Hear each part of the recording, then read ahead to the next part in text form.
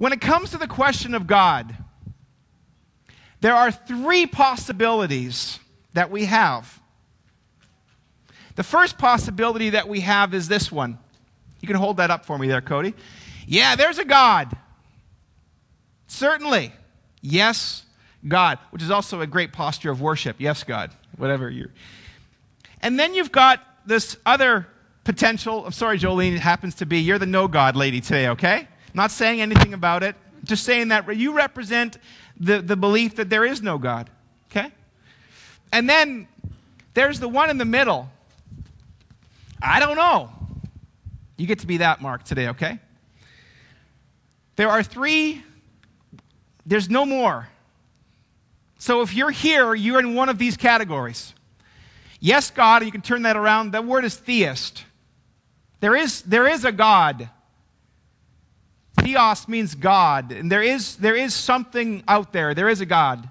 75% of our world finds themselves there, with varying understandings of who this God might be. No God, turn it around, that's an atheist. A meaning not, a theist. And this represents about 10% of our world. They're a vocal 10%. A lot of your friends may be those. 10%. And then the middle zone, the don't know, not sure, you flip that around, that's the word agnostic. And agnostic says, I'm not quite sure if God exists. And I'm going to pick on Mark for a second here today. Mark is the husband of Amy, and Amy is a delightful part of our staff team, and we've really appreciated Mark and Amy, so I have the favor to do this for you here today. So over there on your side, Cody, there's a God. I believe it. I know it to be true. Jolene, there is no God. And that's guaranteed. I've looked everywhere. He is not there to be looked at or found. And then Mark is like, you know what? The evidence is inconclusive. I think agnostics kind of come in different forms. There is the agnostic who has genuinely searched for God. And they have said, the evidence is right in the middle.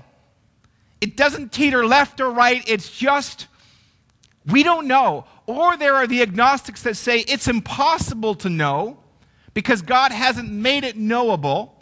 And then if we were honest, there are agnostics because they don't want to know.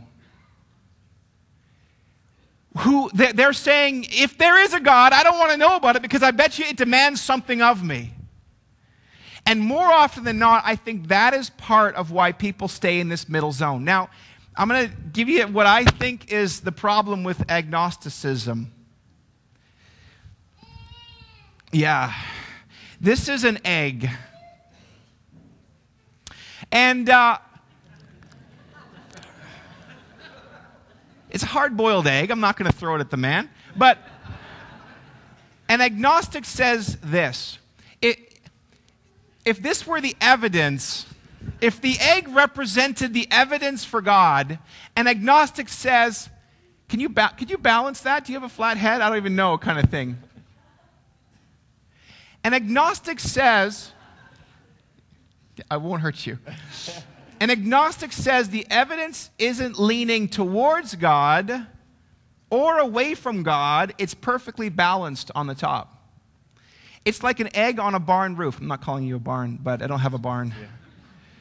So here's why I think an agnostic position is impossible to hold.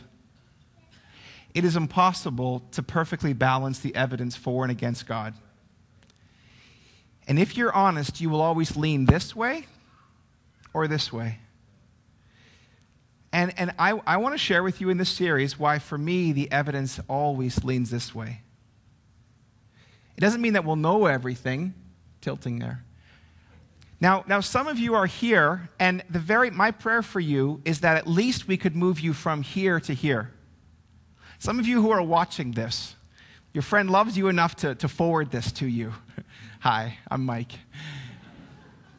You're always welcome to come, too, on Sundays.